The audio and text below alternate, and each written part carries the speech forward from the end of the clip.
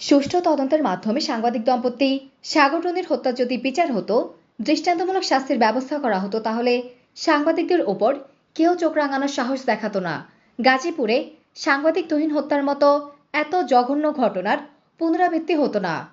রবিবার 17 আগস্ট সকালে জেলা প্রশাসক কার্যালয়ের সামনে অনুষ্ঠিত মানববন্ধনে প্রধান অতিথি হিসেবে বক্তব্য রাখেন জেলার জ্যেষ্ঠ সাংবাদিক, দৈনিক সংগ্রাম প্রতিনিধি সেলিম উদ্দিন নিজামী।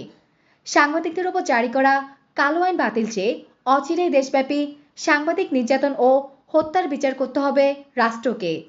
সাংবাদিক তুহিন হত্যা ও দেশব্যাপী সাংবাদিকদের উপর নির্যাতনের প্রতিবাদে লক্ষ্মীপুর জেলা প্রিন্ট মিডিয়া জার্নালিস্ট অ্যাসোসিয়েশনের ব্যানারে মানববন্ধনে বক্তারা এসব কথা বলেন। বক্তারা আরও বলেন, রাষ্ট্র সাংবাদিকদের উপর জারি করা কালো আইন বাতিল করে দায়িত্ব পালন উন্মুক্ত করে দেওয়া উচিত, নইলে দেশে আইন শৃঙ্খলার চরম অবনতি হবে। দুর্নীতি, লুটপাট ও চরম অনিয়মে ভরে যাবে, যে কারণে সাংবাদিকদের সুরক্ষা দেওয়া, দায়িত্ব পালন উন্মুক্ত করে দেওয়া রাষ্ট্রের দায়িত্ব কর্তব্য। লক্ষ্মীপুর জেলা প্রিন্ট মিডিয়া জার্নালিস্ট অ্যাসোসিয়েশনের সভাপতি এস.এম. রেজাউল করিম পারভেজের সভাপতিত্বে এবং সাধারণ সম্পাদক আবির আকাশের সঞ্চালনায় বক্তব্য রাখেন দৈনিক নয়াজাত সম্পাদক ও মাছরাঙ্গা টেলিভিশনের জেলা প্রতিনিধি শাকের মোহাম্মদ রাসেল, দৈনিক লক্ষ্মীপুর খবর সম্পাদক আতাউর রহমান মনির, জাতীয় অর্থনীতি প্রতিনিধি বীর মুক্তিযোদ্ধা মফিজুর রহমান মাস্টার, দৈনিক ভোরের মালঞ্চ সম্পাদক রাজু হাসান, গণ অধিকার পরিষদের সভাপতি অ্যাডভোকেট নূর মোহাম্মদ, দৈনিক আমার দেশ জেলা প্রতিনিধি রাজীব হোসেন রাজু, স্টার নিউজের জেলা প্রতিনিধি সাফেদ সাকিব প্রমুখ।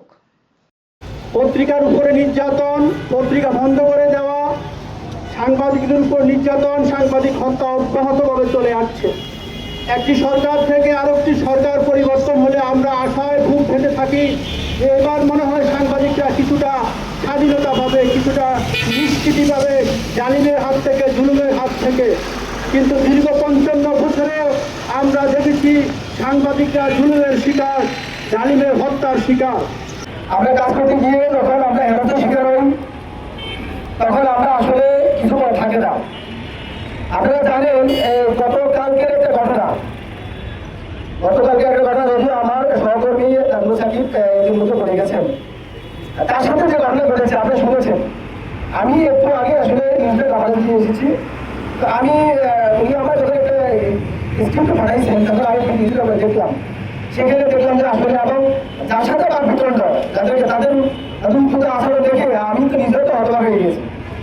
আসলে এরা কারা করে, আইনের পিছনে কারা আছে, কারা শেল্টার দেয়, এটা আপনারা সবাই আসলে ভালো করে জানেন, ভালো করে বুঝেন। আমরা আজকে প্রথম এইভাবে দাঁড়াইনি, এর আগেও আমাদেরকে বহুবার এইভাবে রাস্তায় ব্যানার ধরে দাঁড়াতে হয়েছে, কিন্তু আমরা তো রাস্তায় এভাবে ব্যানার নিয়ে দাঁড়ানোর কথা না। আমরা তো ব্যানারের সামনে থাকার কথা। মানুষ তাদের বিভিন্ন দাবি দাওয়া নিয়ে আন্দোলন করবে, আর সাংবাদিকরা সামনে থেকে সেই সংবাদ কভারেজ দেওয়ার কথা।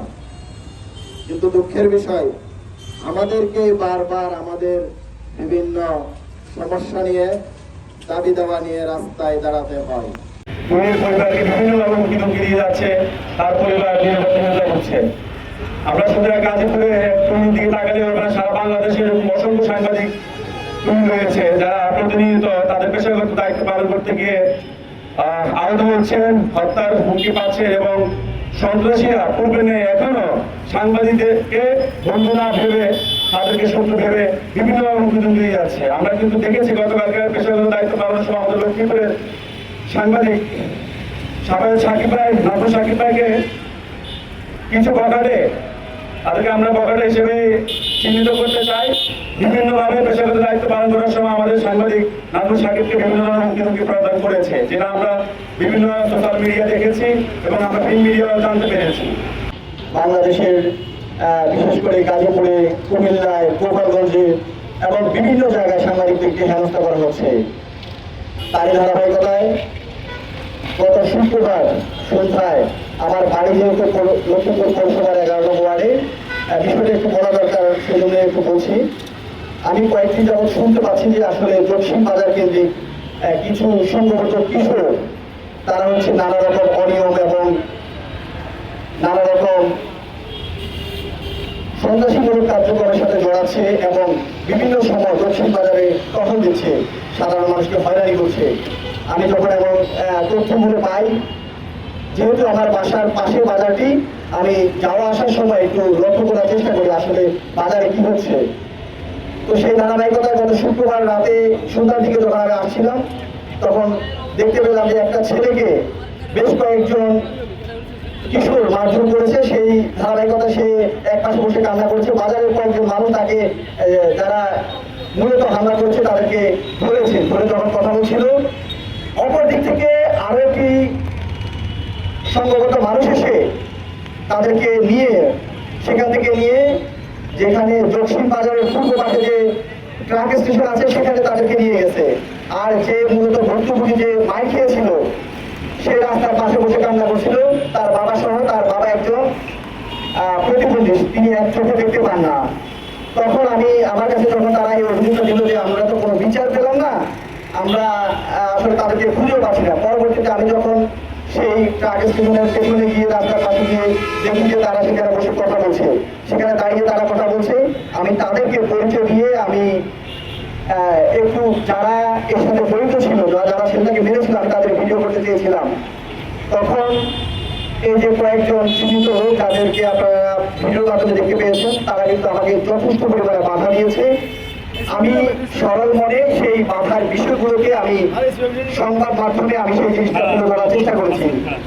কিন্তু আসলে দুঃখের বিষয় হচ্ছে যেটা আমি যতটুকু তুলে ধরেছি, তুলে ধরার পরে আমার কাছে যে তথ্য এসেছে সেই তথ্যগুলো আমি পাওয়ার পরে আমি শিহরিত হয়ে উঠেছি যে আসলে সন্ত্রাসীরা সেই জায়গা থেকে, বিশেষ করে আমি যতটুকু তুলে ধরেছি তার চেয়ে তারা অনেক বেশি ভয়ঙ্কর এমন কিছু তথ্য, এমন কিছু সংবাদ আমার কাছে এসেছে